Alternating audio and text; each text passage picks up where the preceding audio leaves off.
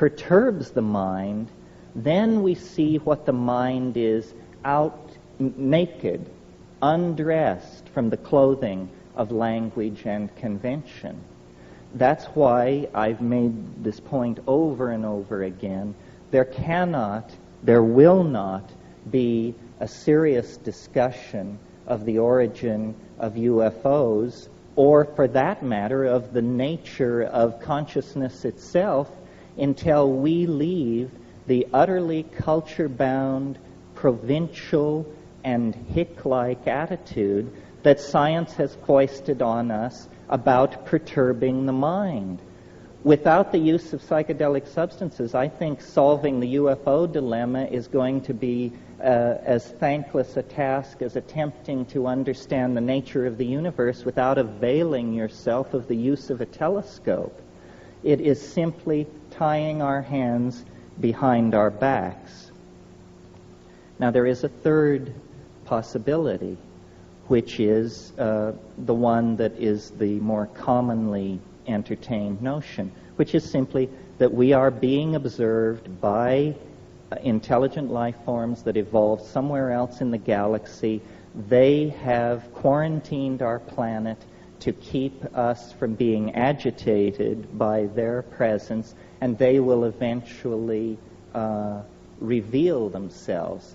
I find this an extremely odious notion, especially the part about how much chaos there will be if the truth is ever revealed. This is nothing more than the reassertion of masculine paternalism, its right to keep secrets from the rest of us, its belief that there is a privileged all-male class of people who can be let in on what's really going on, and the rest of us, poor dears, have to be shielded from these tremendously shocking facts. I discussed this once with an entity, and it said to me, well, you know, we've disguised ourselves as an extraterrestrial invasion so as to not alarm people with what's really going on. We're getting close to the end, folks.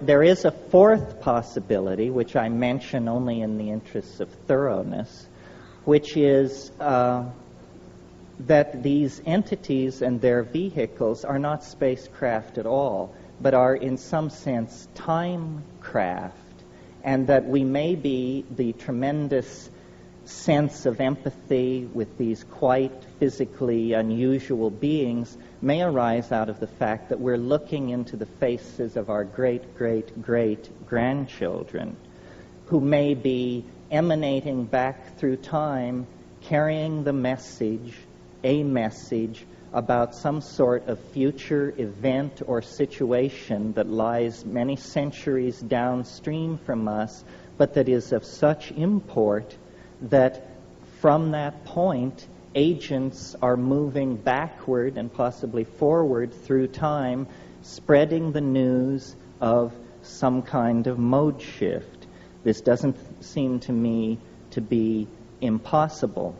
However, based on my own experience, which is what I think this thing really comes down to, because what we have in the UFO issue is an official position supported by scientists, whether they be Neanderthal right-wingers or doctrinaire Marxists or whatever, a conspiracy of consensus against the personal experiences of individual human beings who are told, well, what you're saying happened to you can't have happened. You are insane, you are mentally ill, you are mistaken. So what we really have here is a political issue. Which do you believe? Your perceptions, memories, and expectations aided by your intellect, or some kind of utterly abstract, official, doctrinaire, sexist philosophy laid on from above? So I think really what the saucers do, if you accept their presence, is they empower us. They empower us to see science for the shell game that it is, to see the past 400 years of Western culture for the pathetic narrowing of the spectrum of allowable phenomena that it is,